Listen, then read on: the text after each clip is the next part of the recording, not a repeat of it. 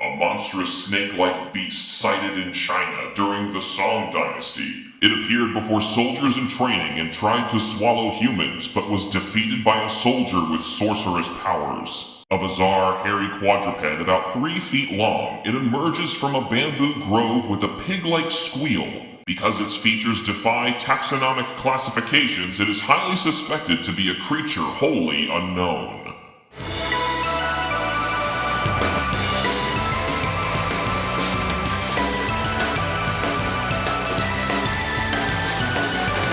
Hello Internet, I'm HamsterBomb. And I'm Timothy. And this is Demonica, your Shin Megami Tensei Demon Compendium, where we look at the real-life lore that influenced the designs behind the series' demons. The moon is in its first quarter, but look at that, it is on its side, it's a cute little smiley face in the night sky. Isn't that adorable? Kim, what religious, mythological, historical, fictional, cryptozoological character or concept will we be summoning tonight? Zhuhunshu. Wait a minute. What? Hold on, I researched Zutunshi. Is that what we're talking about? Oh, you mean Zhuhunshu? Zuhunshu. China. Why is it always the Chinese ones that make no sense in English? I feel like China's like the second hardest language to learn. Like What's the Chinese, first? Mandarin, English. Okay, to learn. Yes, I understand. English is very hard to learn if you're not a toddler. Right. Well, and then I feel like Mandarin, Chinese, and then there's several other variations of Chinese, right? Yes. From my understanding. Mhm. And I'm sorry if we're going to offend you. Yeah, we're doing our best. We're trying our best. We've never spoken anything even almost Chinese. We're literally on the other side of the globe. We do have one thing of housekeeping, at least that I know of so far. Kim is sick again, so her voice I wasn't sick last time. I just hurt my throat. That's true. You hurt your throat. This time I am sick. Okay, but still, Kim's voice is going to sound a little off. She is powering through this with the help of Mucinex and water. Wow, I sound really basic. I feel like I should have taken more medicine. So, this is our season finale. Yeah, episode 26, the final one of season 1. Zuhunshu. Zuhunshu. Episode will be a little shorter than normal. So, instead of doing a recommendation today, if you guys want to hang out after Zuhunshu. Zuhunshu.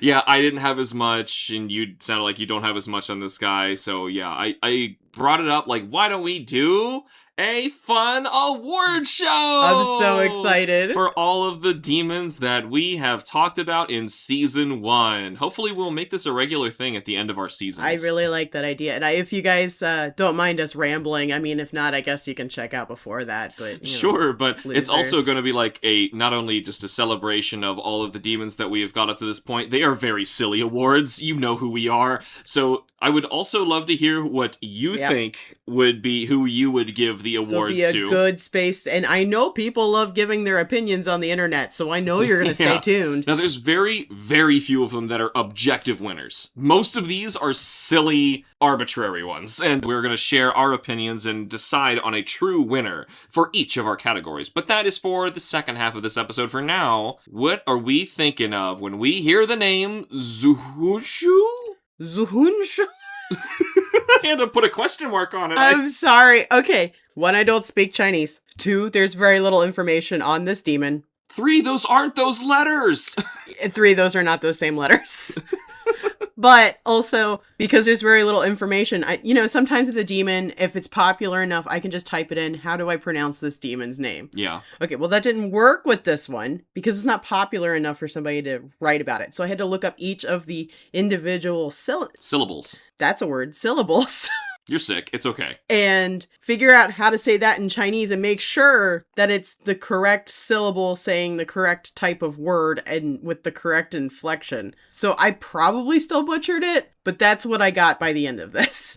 Yeah, this is almost like 3 different levels of opportunities of Google Translate screwing up on top of the fact that we're trying to understand it in English. I was always making sure. Okay, so when you type in how to pronounce something, you get this very bland, white sounding guy every single time you're researching pronunciations, right? You mean the really deep voice Yeah. guy? Who speaks like this into his microphone? Yes. I tell you, I'm so tired of his voice. Okay, so sometimes I have to rely on him, but I try to find native speakers saying the words instead. Yeah, ideally that's the way to do it.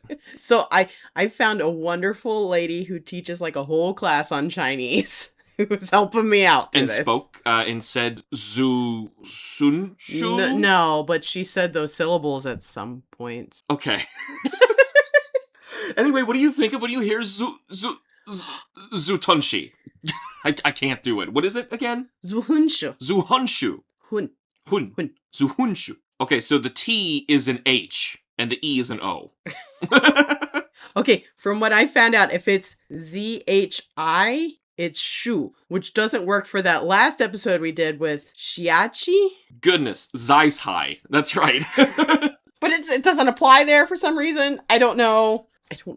I don't know, but it's okay. We have there, and there in English, so I know it also doesn't make any sense. Yeah. I'm not saying our language is better at all. I'm just saying I wish I was better at talking languages. I just hope that the Chinese audience is laughing and shaking their head instead of angrily shaking their head right now. So that's all we're going for. We're trying our best. Well, and then Atlas leaves off all the little top doodads. Not all the time. The little tildes and things that go over Yeah, they all have different names. over the letters. I don't know what they're all Yeah, they're called. not always. A tilde all that. is the little slanted line, but Right. There are many. Sometimes you have like two dots over some letters. I think that's an out home, an all home. I I don't don't know. There's a whole bunch. But anyway, so Atlas left those off, so that was even harder to look up because each of those changes the inflection of how that word is said. Right. So Yeah, they mean something. It's not just for fun.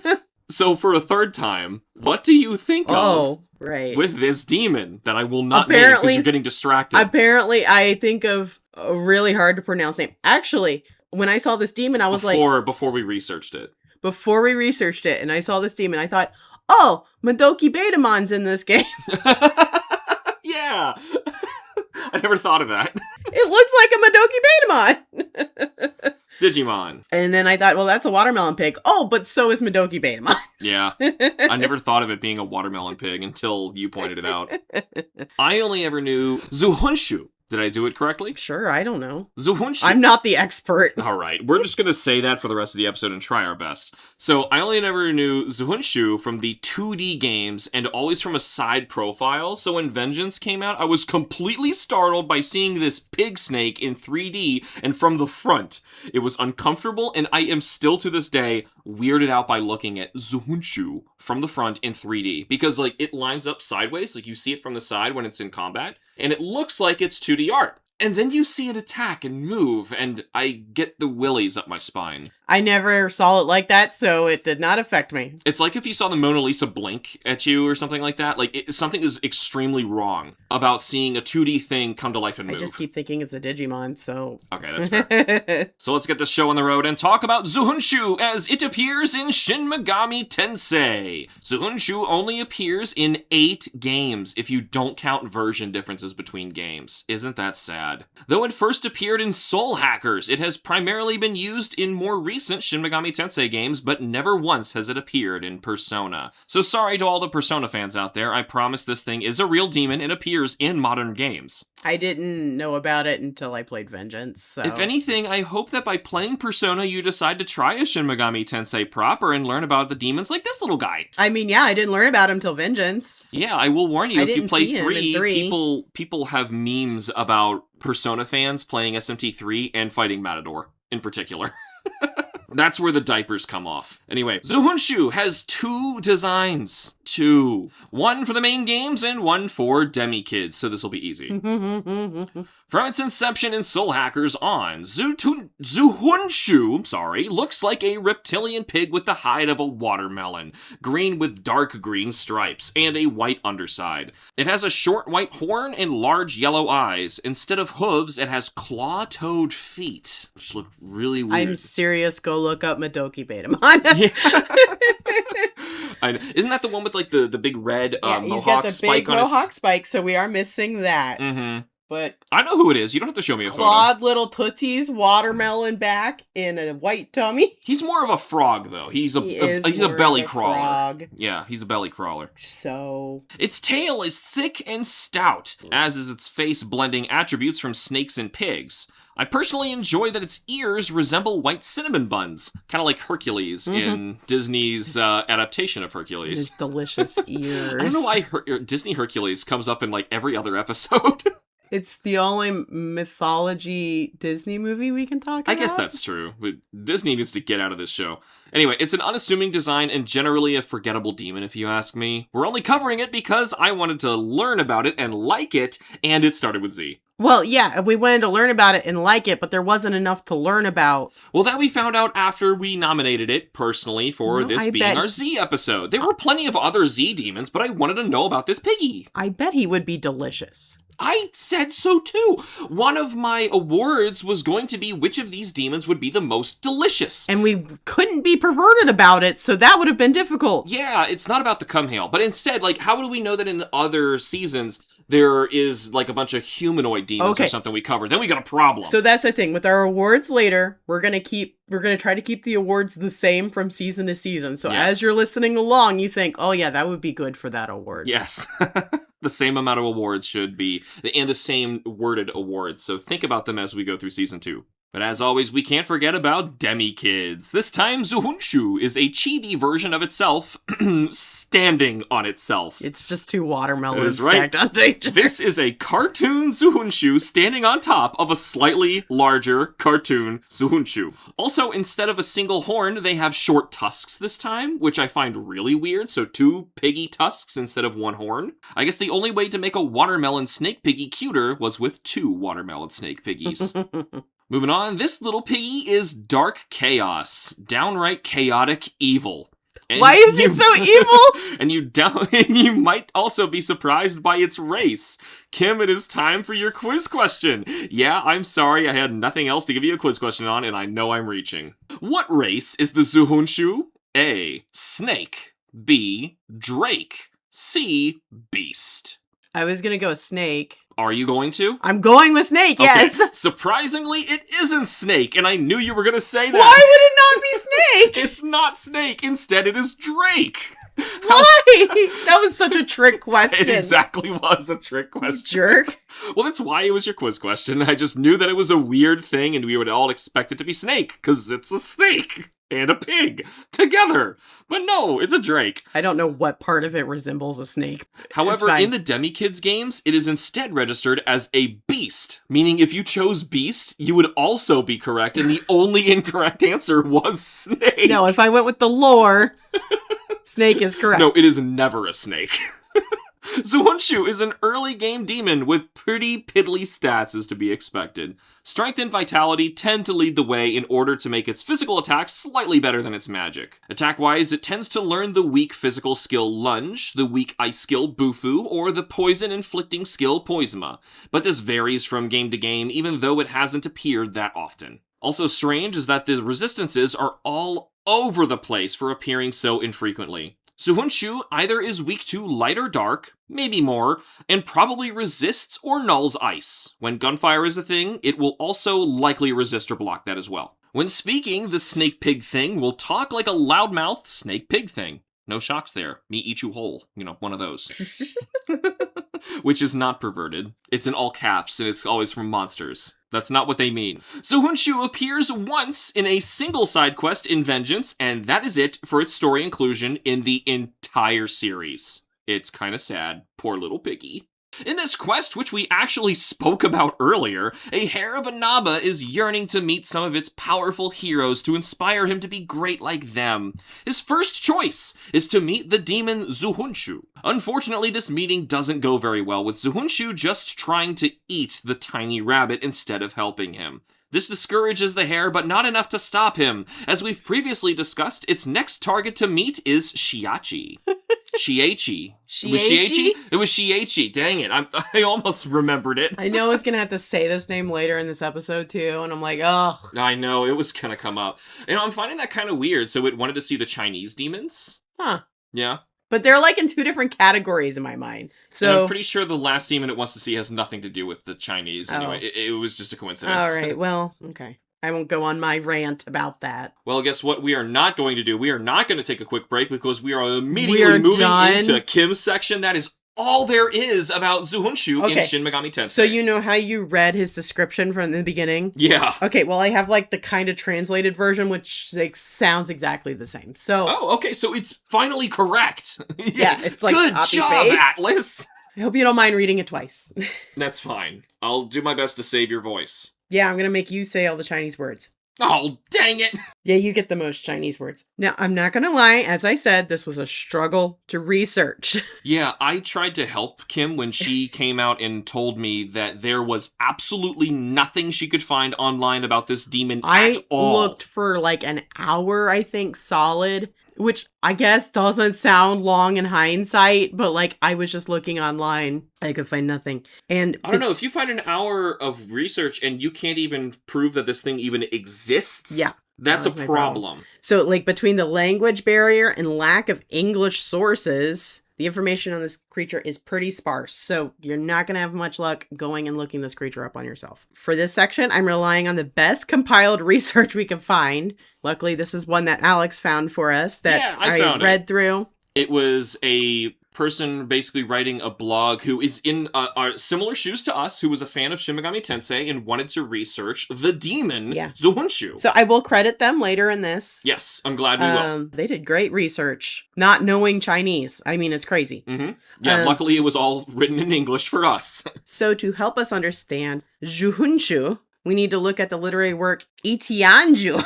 We're not laughing at it. We're laughing at how badly we know we're butchering it. Okay. We need to look at the literary work Itianju. Shu. I don't know what I wrote anymore. It's okay. But anyway, this brings us to our pop quiz. Oh, that was quick. Okay. What type of literary work is the Itianju? Is it A, a non-fiction history of China, B, a paranormal encrypted book, or C, a recipe book? I'm actually stuck here because each of those sounds silly and could exist. Now, from what I gathered, because I was also trying to help you research this as well. I didn't know what level of research you did. So. I was doing some skimming of the book itself. So I did see some of the stories in it and found that it was partially translated into English, and the part we want isn't there. And I read several parts, every other part that uses the letters Z, H, U, hoping that would show up, but there was a character named that, and it was unrelated. So I'm going to go with the fact that this is a completely authentic, 100% nonfiction story of China. Nope, it is a paranormal encrypted book. That's ridiculous. So you must love this book. Yep, it is a classical Chinese collection of tales of the strange compiled by Hong Mai during the Southern Song Dynasty, which was from 1127 to 1279 AD. Okay. This is essentially just like the paranormal weird stories that were cataloged during this time. I mean, that's pretty old, but we've had demons who are much older than that. Like, if you don't even touch the BC, I just kind of go, okay, that's cute. But now, were any of these, like, folktale stories passed down from China? Yeah, they are like anecdotes? Anecdotes, thank you. I always like to add, like, extra D's in that word. I like to say antidote instead. Antidote. Zuhunshu is a demon from Chinese lore that attacked people, and his name simply translates as pig, boar, snake. Pig, boar, snake? Wait, so it's already redundant. Why do you pig and boar? And that was the hard part with trying to figure out how to say both of these syllables. Because, like, boar was slightly different than pig, but they were very similar and interchangeable sometimes. How come it's not pig watermelon snake? You know, like something that's actually relevant. I don't know if it actually has stripes on it. And it happens to be those colors and tastes like a watermelon when you take a bite. Like a watermelon. If it oinks like a watermelon and slithers like a watermelon. Oh, hey, look, it's red inside. Yeah, it's red inside. Who'd have So thought am I. I might be a watermelon.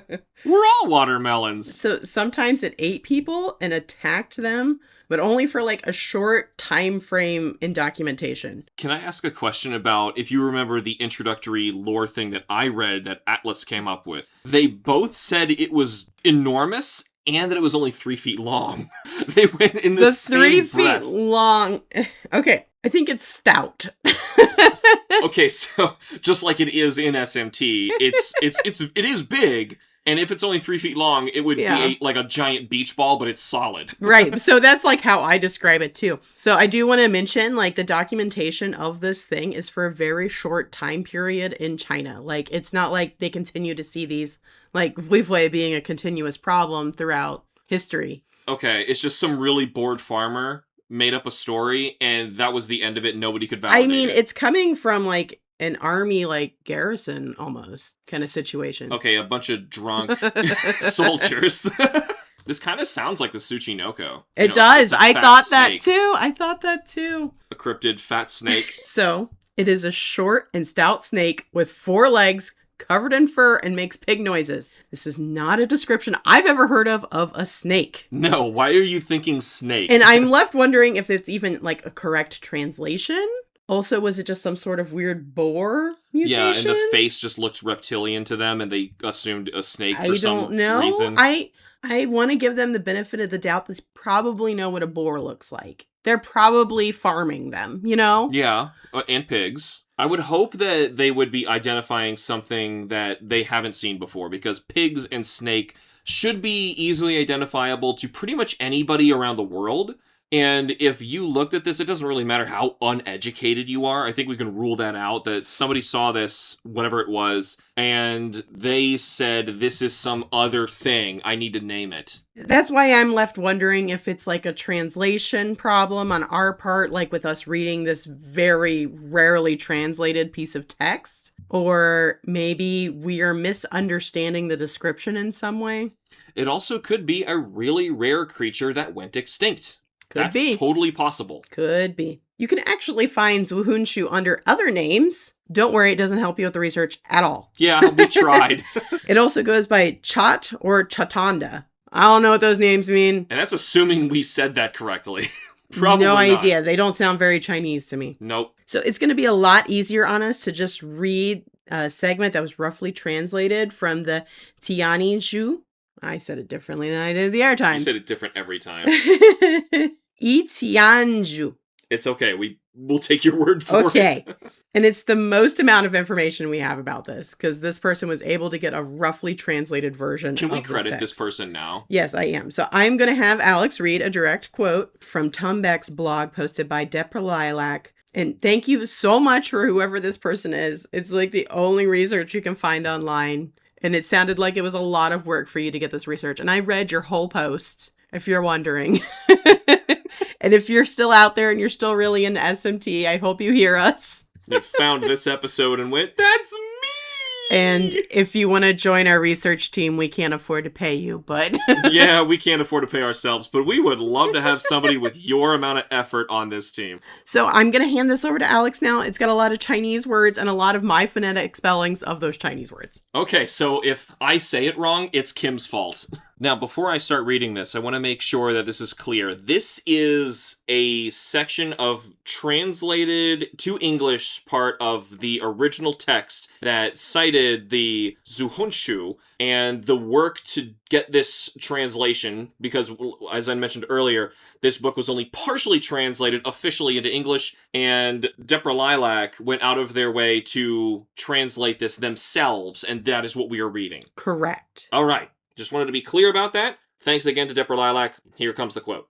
In the stationed army at Chian Kong, there was an officer named Chung Tun, who was very experienced in the forbidden spells technique, especially in subduing demon snakes. This incident seems to have happened in the 23rd year of the Shaoxing period, 1130 AD. One evening, when the army was training outside the south gate, a snake suddenly appeared in a bamboo woods. The snake was as thick as a pestle and about 3 feet long, covered in fur with 4 legs, just like a demon. When it appeared, it would make a sound like a pig and chase after people while making this noise, running as if it were going to devour them. People could only panic and flee with no way to deal with it. At this moment, someone nearby found a horse stable and quickly used it to trap the snake, then reported the matter to the commander. The commander immediately sent someone to investigate and also commanded Shung Tun, who was famous for subduing spirit snakes, to take care of the snake. After a while, Shung Tun arrived. As soon as he saw it, he recognized the shape of the demon snake under the horse stable.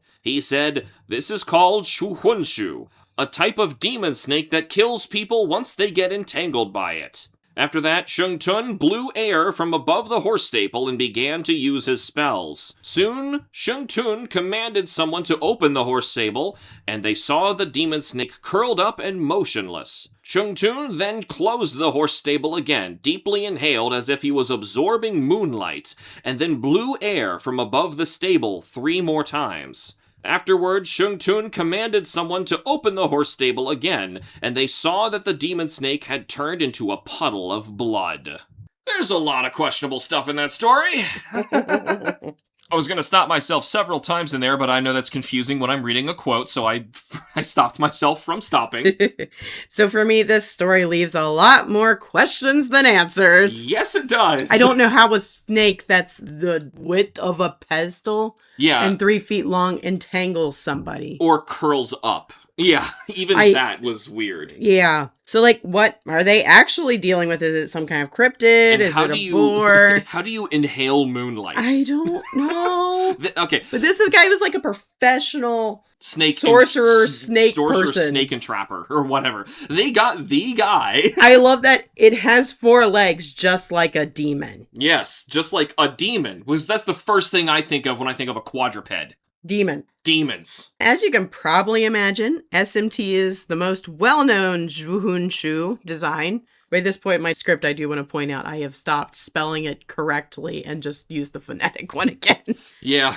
That seems to keep happening in a lot of my scripts. The Chinese ones. Yeah. And Vivwe. Yeah, and Undine, because I didn't want to say it wrong. Yeah, I didn't want to say Undine. Yeah. So surprisingly, this demon appears in one other game, and it is terrifying. Zhuhunshu is an enemy in Shadow Hearts going by the name Man Snake. Okay. Do you want to see the picture of this thing? What is the man part coming from? It's already 3 part other animals. Gotta add man part to it. Which man part? Why do we always talk about dicks? I didn't say it.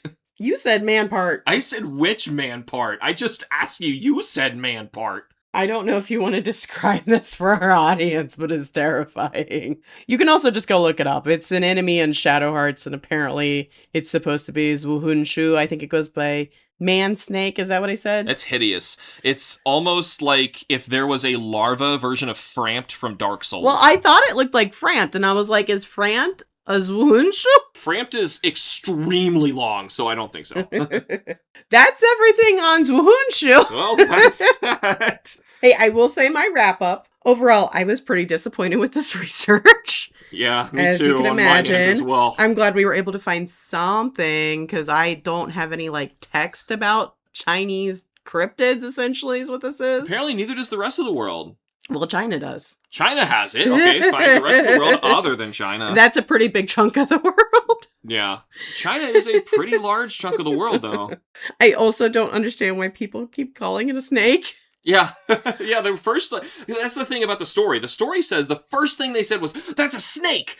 But also, it's furry and has 4 legs. Right, so, if they say it's snake first, that it tells me that is its most defining feature, right? It mostly looks like a snake, but it doesn't slither. It walks on 4 legs. What if it doesn't walk on 4 legs? Because it never said it walked on the 4 legs, right? What if it's just really fat and the legs stick out? It's the sides? Digimon. That's what it is. Madoki Betamon. So, any other final thoughts on Oink. Zhuhunshu? I mean, hiss. Oink oink. No, it only makes oinky noises. Right, it only makes oinky noises. It doesn't make snaky noises. It's just not a snake.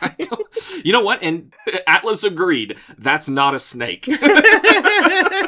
But they still had to write it in their description. And they call it a drake. It's not a drake, that's for sure. I can go with beast. I would agree with beast if I was just looking at it physically. That's what Demikid said. And I was about to say beast, but I was like, no, they like to be kind of lore accurate sometimes. I gave you 2 out of 3 chances to get it right. And I got it wrong. I knew. Because that was the trap. Because I knew you were going to say it's a snake. You should have suspected Alex wouldn't be asking me this if it was snake. But none of the answers seem correct. Exactly. All right, we're going to take a quick break, and when we come back, it is time for our wrap-up season finale award show. You don't want to miss this. I really hope you have some music that plays into this, like Jeopardy music. What would you play for an award show? Oscars? The SMT Oscars? has lots of music. I'll find something funny, like the disco music from SMT 1 and 2. It doesn't have to be SMT music. I'm just like, I need Oh, no, it Emmy does. music or Oscar awards or something. Nah, we can get something legit. Also, I'm thinking for each season, changing up our theme music that's going to play each time. So we're going to move on from the SMT Vengeance theme and play something different for our theme. I mean, you can let us know in the comments, but we're probably going to get it ready before we see your comment. Probably be done and committed before that point. Yeah, we are going to come back with an actual award show. I want some real dumb sound effects during this. All right. And welcome, ladies and gentlemen, boys and girls, demons, demonesses, and all those other spirits in between.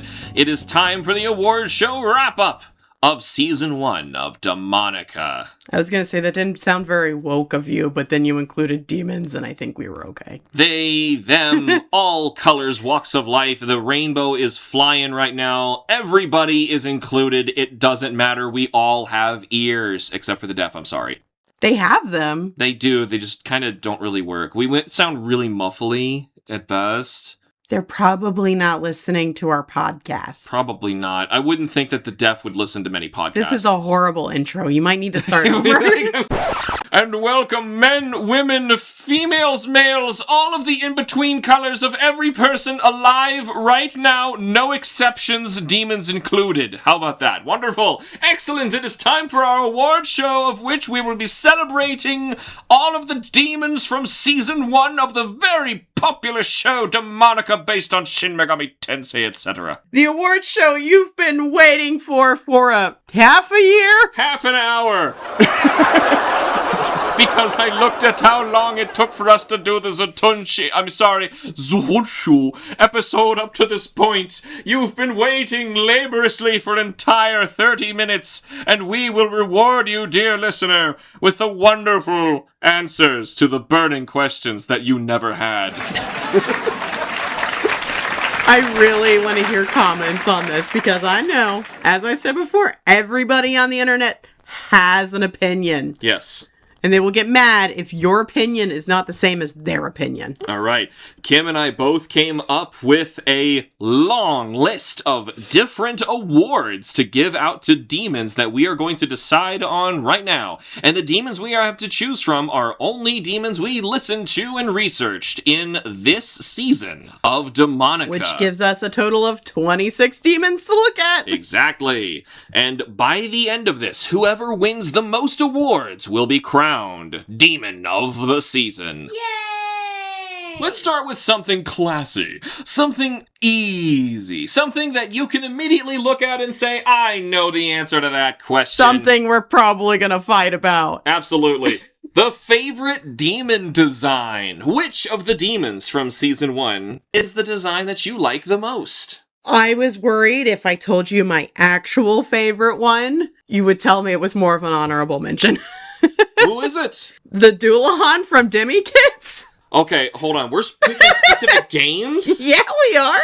Okay. You gotta pick a specific design. Okay, well, you know what? Mine is the Doulahan from Shin Megami Tensei 4. Okay, but you want to know what my actual pick was? What is your actual pick? Fiamakul. Okay, I see that. He was supposed to be designed as the heartthrob, quite literally. That was like what they were going for. Well, I like he's got like these antlers going on. I wish he was green, not he's red. Super Celtic. It's really cool looking. Yeah, he's very cool However, I think it should be Doulahan. I really like the look that they went for that, and I think that it showcases like a very Atlas look, but also it's really glitzy and You like also the ball freaky looking. joint, The like ball the ball joint head. Yeah.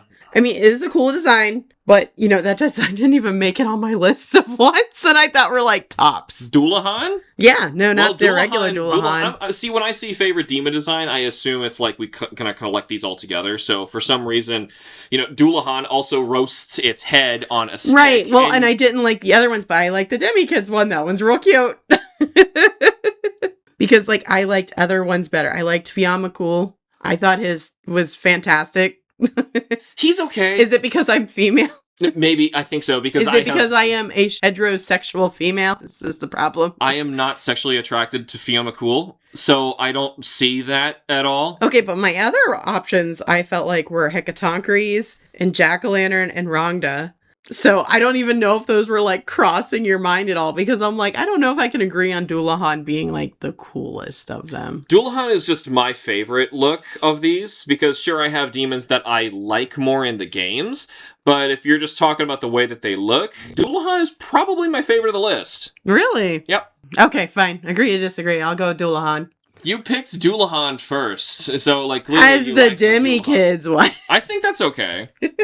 The Heckin' Tonk does have one amazingly sculpted butt, though. Probably Best Butt Award needs to go to Hecatonchires. We don't actually have a Best Butt Award. Yeah? Honorable honor to have the best butt. Should we have a Best Butt Award for each one of these? Why would I give a best butt? It's clearly Fiona. It's covered in a cape! You don't even know what it looks like! I would imagine it is a firm tushy. He has to lick his thumb and all of a sudden his butt cheeks to glow through the Why the is he fabric. getting wisdom and knowledge through his butt? No, his butt starts to glow. I don't know. How do you know about his butt? I just assume. He's a very pretty boy. So I do also enjoy a lot of the designs that they went with, like classic stuff. Like, I like the look of Gary McCullough. Like, I like how he looks. Like, I liked his design from considering how he came from nothing.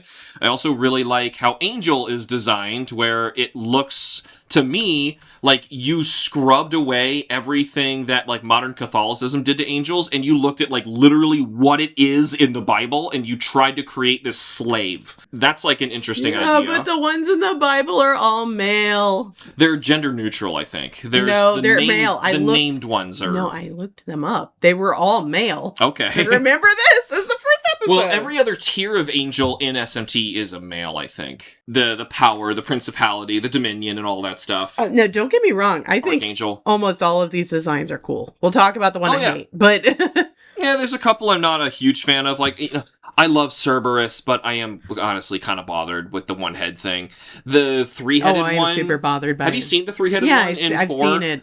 It's not Why is better. it white? It's not better. Yeah, I don't know why. Like, I wanted it so bad, and then when I finally got it, it didn't feel right. But I like him as, like, the iconic SMT demon. Oh, yes! I still really like Cerberus. Yeah, okay, of course. Okay, so we're going to agree that Doulahan... Doulahan gets our favorite demon design That was for two different unexpected reasons. for me. Two Yeah. different reasons. I think it's fine. Let's move on to the most accurate design. Okay, I had 2 of them on this list, and it was kind of hard to pick. Okay. Because I was specifically looking at individual game designs again. Yep. So I picked the Rhonda from SMT2. Okay. So that's the one that actually, like, looks like the costume. Looks like the costume. Yeah. Yeah. And my other one was Baphomet, but I was leaning more towards Rhonda.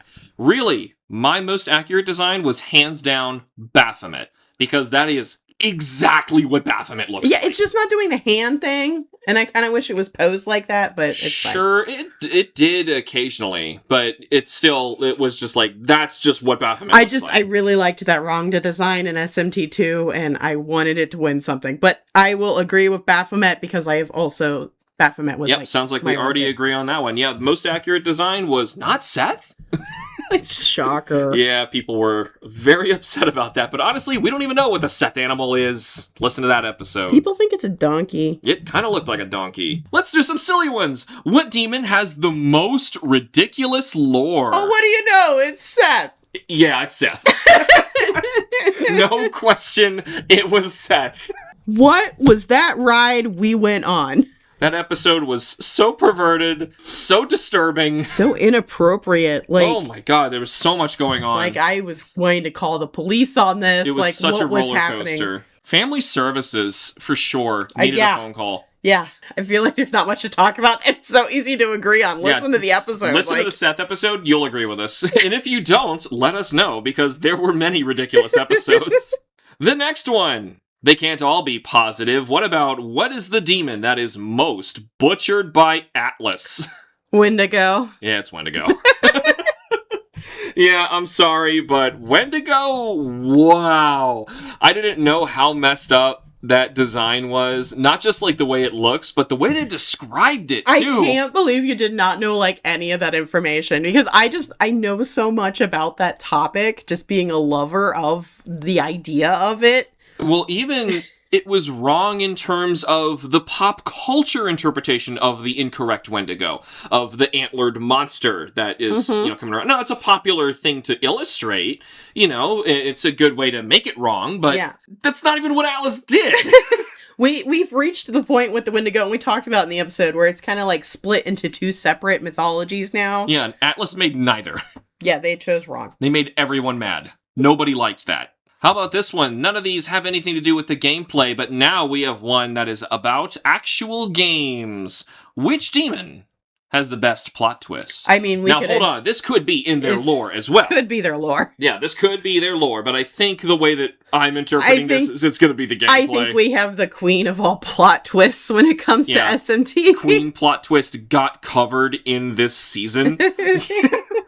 And I think the queen herself is Lilith. Yes, definitely, because every single time you see a female character in SMT, you're either going to be like, oh, is that the Megami getting Tensei'd, or is that Lilith? Or is that... Yeah, exactly.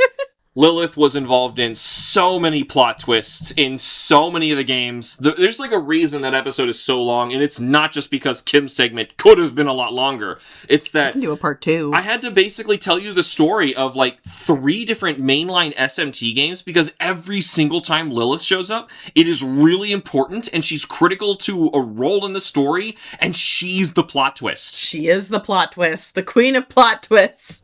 I don't know who's going to be the next plot twist champion after this. But... No idea, but we'll probably guess it with their lore. Or in SMT gameplay. There are other plot twists in SMT. There are other plot twists. How about an objective one? Kim, tell us, out of all of the demons we covered in Season 1, which demon is the oldest? Finally, my time to shine. As I talk about this in every episode. Yes, and she's been keeping track for this very moment. I have been. Not that I had to go back and listen to some episodes, but you're not going to believe this, guys. We think it's Mokoi. Mokoi!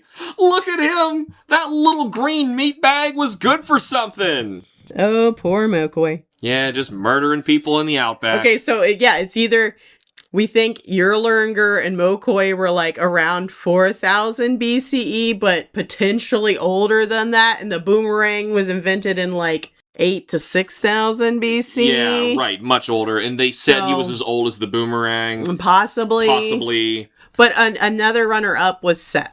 Seth was 4,000. 4,000. Okay, so that is a very close contender. So if we're being generous to Mokoi and saying that he was from 4,000, and it was that late in the game, that's already being generous, versus Seth was definitely around 4,000. So I mean, we're talking about indigenous people that traveled on ice sheets from Asia to Australia.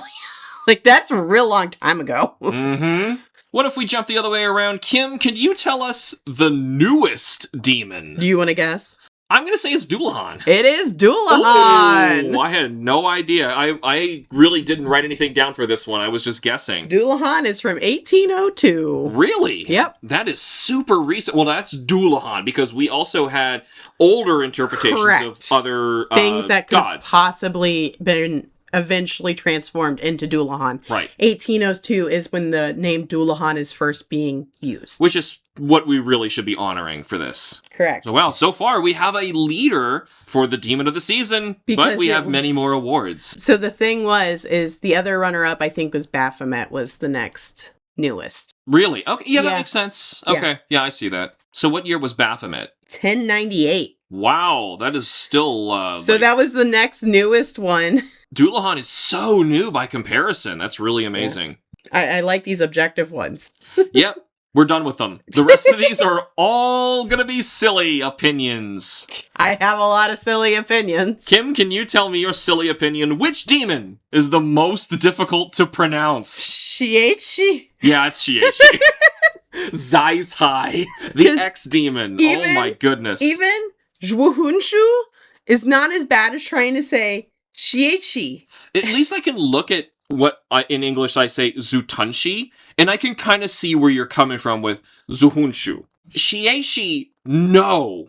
Like, I still look at that and I'm like, what on earth are you thinking? Like, this makes no sense. Like, it should have just been spelled differently in English. Just spell it the way that they want to pronounce it. That way, like, there's no confusion. Yeah, but well, then you're gonna try to type it in based on how we would want to say it. I know, and then nothing would come up. Nothing would come up. Yeah, I know, but there's no way to have a good solution to this problem. But hey, if you went back far enough, we probably would have said it's vivre.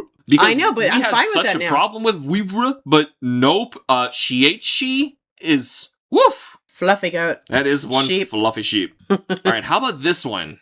Ignore the lore for a second. We're going back to the games. What demon is most likely to win in a fight? Okay, I'm probably going to have to take your advice on this, but I said Fionn McCumhale.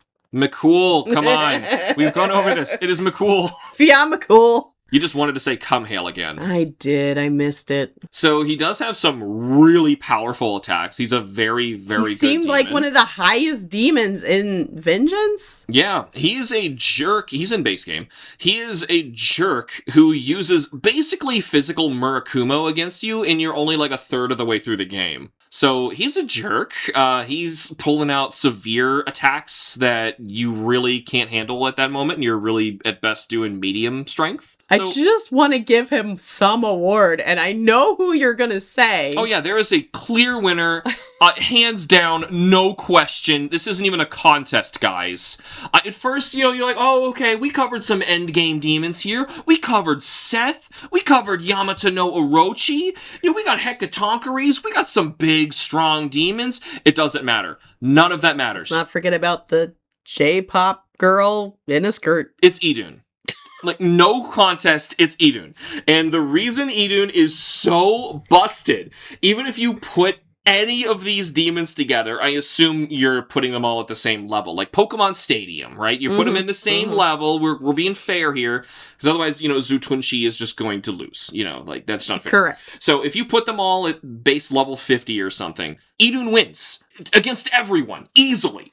All she needs to do is Bowl of Hygeia, if she feels like it. If she feels like it. If she has the first turn, she Bowl of Hygeia, just to rub some salt in the wound. And Golden Apple. She gets a free luster candy, heals up the damage you just dealt to her, and then she can deal with crazy magic attacks against you. See, I can't even argue with it because I've not played with either of these demons. You told me how much of a jerk Fionn McCool was. Oh, Fion's good, yeah. But it doesn't matter. He can't do this to himself. He can't luster candy his entire team while overhealing. I just want to give him an award.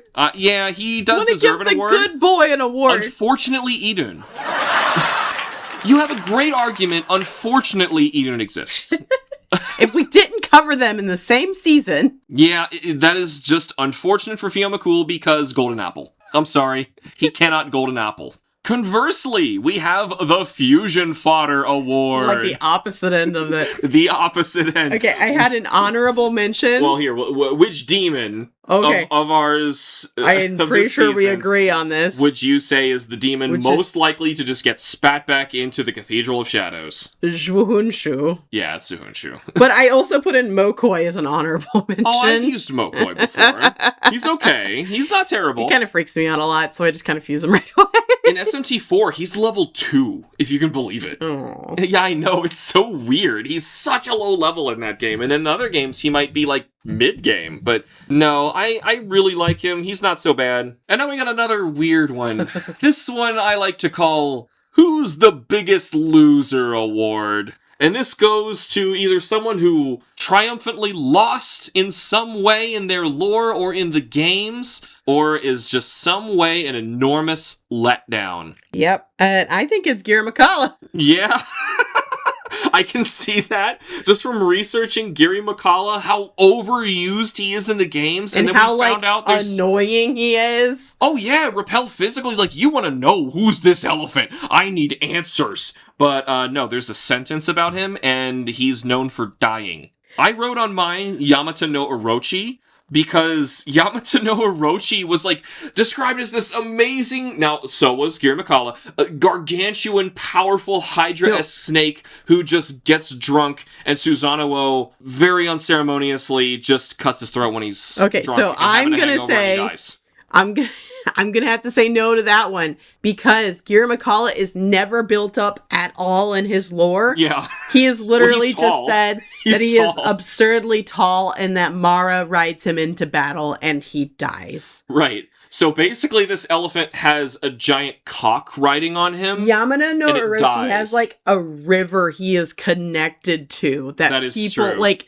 he has a presence. He is in everything. Giramacala is like not in any pop culture anything either. Yeah, you know, when you put it like that, Gary Makala is a bigger loser than Yamato no Unfortunately. Orochi. And I like that elephant. Me too.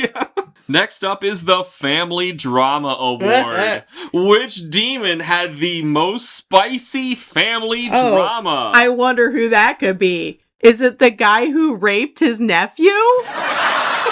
and then got pregnant with his nephew's child? By eating lettuce covered in his semen. Who was also attacked by his sister. Which was only acquired by his mother jacking off his nephew into a pot.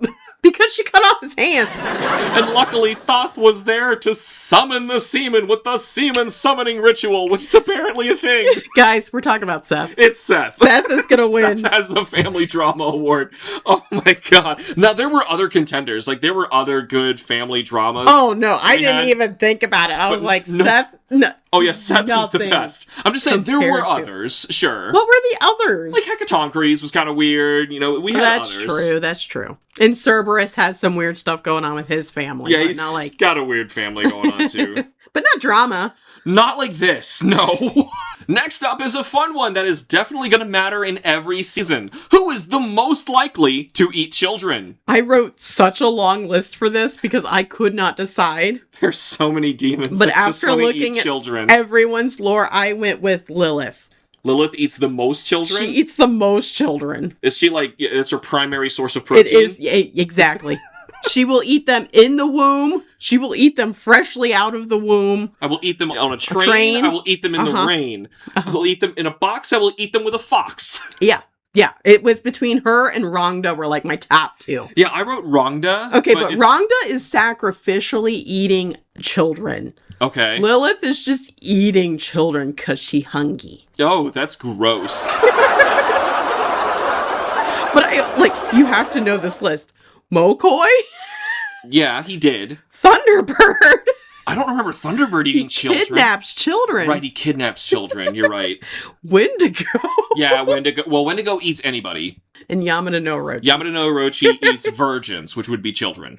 Well, like guaranteed. So I thought well Wendigo and Rongda were very honorable mentions, but the fact that Lilith is just eating them babies because she likes the taste of babies.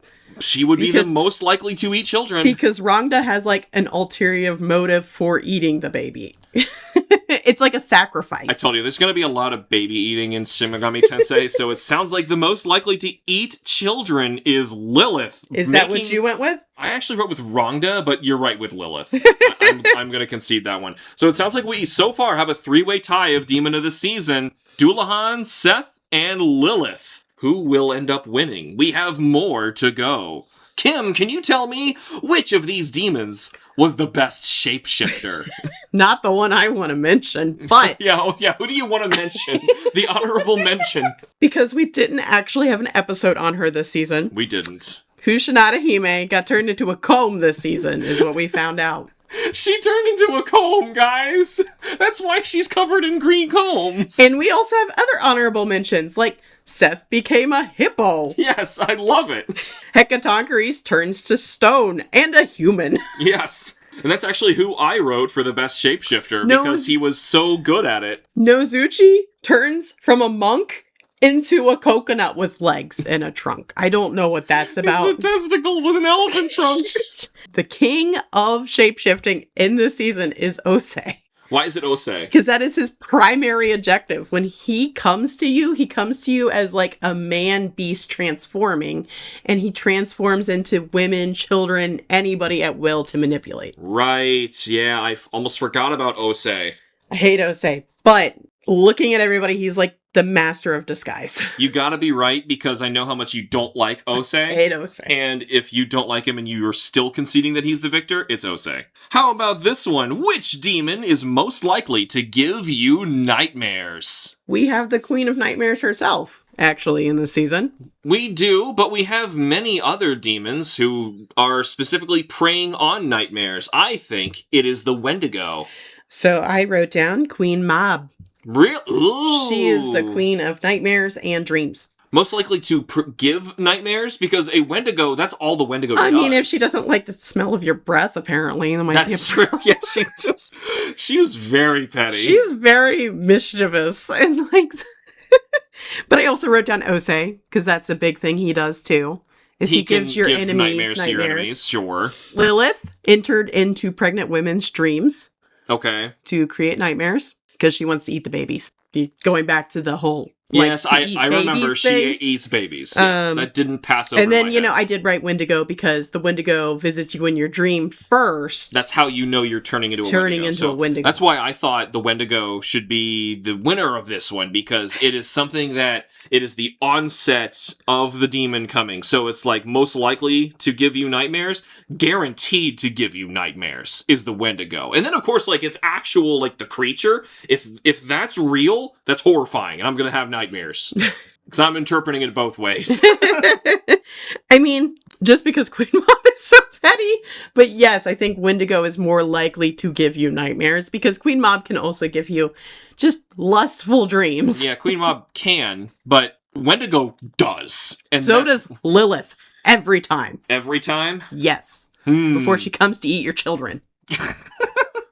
I love the ominous foretelling of the Wendigo nightmare. I love that idea. Yes, I think that that's, to me, sounds like that's part of its lore. That's what it does. It is a nightmare first. And that's but most people don't know that. So that's the interesting part. Yeah, I'll go with the Wendigo. All right, Wendigo getting a second point. We now have a 4-way tie. Who is going to break this? Well, here's a hint. Who has the most inappropriate episode? The one I had to give a warning on. Yes, probably the one that we actually had to give a warning before it started, that is still on YouTube with no problems whatsoever. And all streaming platforms, they don't mind. It's okay. So inappropriate. It's Egyptian lore. That's what it is. Anyway, we're talking about Seth again. It's Seth. That one is so freaking... What is wrong with him? Oh my god. What is wrong with that whole family? Is it the inbreeding? Raw, get your children in line. Oh my god. Or grandchildren. I don't. Too.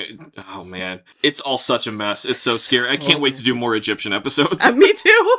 So let's move on. Kim, can you tell me what is the biggest pop culture influence? I think it's because we had to talk it through for a few seconds, but definitely Jack-o'-lantern. Yes, it's Jack-o'-lantern. I was arguing that with you off camera. Yeah, because it just... You were going through a lot of everybody good knows. Mentions, but yeah, the Jack-o'-lantern. Babies know Jack-o'-lanterns before they know the other two things on my list. Yeah, like at first I remember we were saying like Cerberus, like everyone knows Cerberus. Cerberus, and I had Angel as my other one. Yeah, those are huge, but the Jack-o'-lantern is so... Before you're a month old, they're putting you in a Jack-o'-lantern and taking pictures with you. Mm-hmm. So... pretty big. Yes. Jack-o'-lantern even transcends religions, too. Like, this is just a celebratory thing that people can kind of do all over the world. It's not a religious thing. It's not a pagan thing. It's just a thing now. So, yeah, I think that does push Angel out of the way, which normally probably should have won this, but nope, just outside of demonic worlds, it's the Jack-o'-lantern. I enjoy that we both thought of Cerberus being the most popular one before we thought of Angel.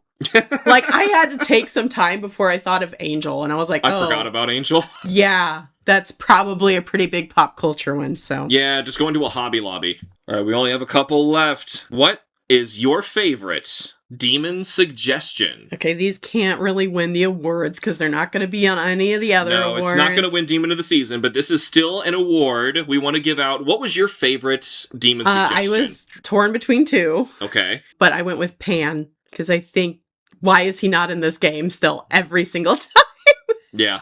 But my other one was the Hat Man. Oh, okay. Well, mine was the Hat Man. Okay. I think that just... is really it's wrong so that it's not weirdly there. universal. Yeah, it's like That- dragon. You know, it's such a strange thing that all around the world people have seen the same thing, and we don't have a good reason for why they've seen it. Okay, now we're down to the last two, so we can get our own individual votes in. Yes, and the last two are Alex's favorite demon and Kim's favorite demon.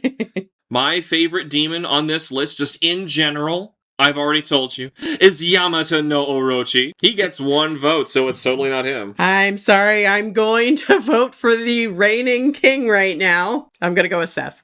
Seth is your favorite demon on this I list? loved Seth when I was playing the games. Just this cool black dragon. Cool black dragon, just kind of dominated the field, late game demon. He's really good. I've always loved him, so. And his lore just made him so much better. Yeah.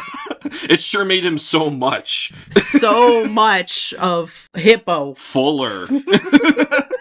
My other one was Rongda. But I don't use Rongda in the games, so that's why I did not want to say she is my favorite. Yeah, I'm thinking of mostly the games, but also, just in general. Well, that's why I thought about Seth, because I was like, I played with Seth for a long time in both of my playthroughs of Persona 5. So, because those are apparently the only games I've finished. Well, it sounds to me like we have a clear demon of the season. The winner is... Seth! Come on up here, buddy! You're going to prison! You're going to jail! Look, Mom, my hands are covered in Uncle Seth's spunk! Let me cut them off and throw them in the river, then ejaculate you because you have no hands! No, she doesn't tell you any of this, she just does. She just does it. Thanks, Mom, Isis! I really wanted to give out a Mother of the Year award, but That wouldn't keep it coming might up. not have come up through every season. But Also, this season... Isis wasn't covered this season. Okay, but I could have given it to Lilith, who That's eats true. babies. The mother of the... Yeah, no. Rongda, who kills her son, I think? Kill her son? She tormented him some way. I don't remember Yeah, exactly well, what her she daughter did. joins her in the forest. Right. Her son ran away, and then, years later, she did something to him. I don't Yeah, remember. maybe we It's need a been while. Parent of the Year award. But then I can't give it to Seth. I just want more awards to give to Seth, because, dear Lord, what is that lore doing? Like, who thought this? And also, how is it also Hamlet? It's so... In Lion King. It's so ancient, and it's so disturbing. This is what people passed on to their... There were so many pornographic hieroglyphs, too. I did not know existed until I researched that episode.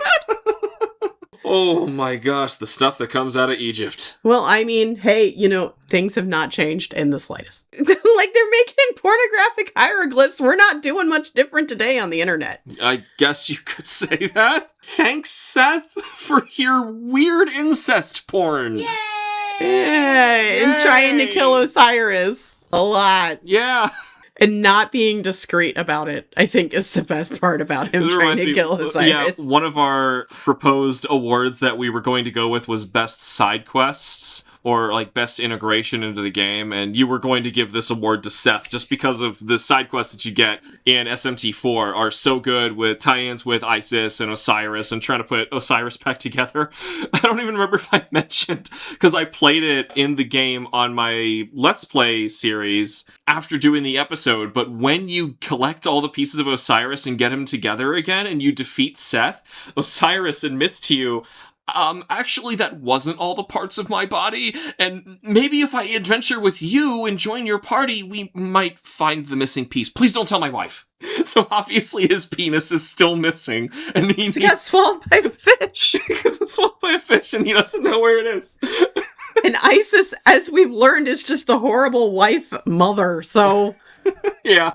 good job, Isis. Can't wait to talk about you. Well, now we know the awards that we will be thinking about for Season 2, and I wonder who is going to be winning those in the next season. I feel like as we're making scripts, I'm going to add mine into my list so I don't forget somebody. So just as a reminder, there is going to be a week break, and then we are going to start doing Season 2 episodes, which are all going to be moving around the world, different mythologies, religions, what have you, different sources for SMT demons, because one thing that we thought of while making the list of Season 1 was, you know what, some places we're hitting up a lot, other places we're just not even hitting at all. So this time we thought, let's hit everybody, get every single ethnicity in here, and it's going to take us 2 whole seasons to get through the long list of source material. And I'm going to do all these apologize now if we missed something, because we were even fighting about this today, about trying to include other regions that might not have necessarily been included in our original list. Yes, we had to make this fit in 2 sets of 26. So obviously some places are being left out. You can't list every part of the world. There's a lot of 2 countries things of out 26. There. Yes, and there's a lot of mythologies and religions and things out there, stuff that we don't even know about.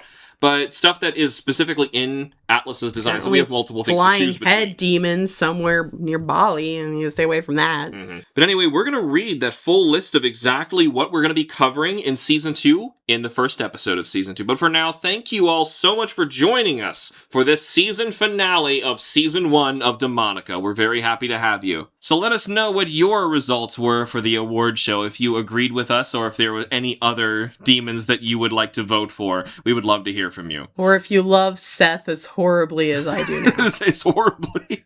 You can find me online at HamsterBomb on YouTube, where I host a long list of Let's Plays, reviews, and live streams. Thank you all so much for listening. Take care not to let the demons possess you while you sleep. And we will see you all in the next episode. Booyah! Bye-bye.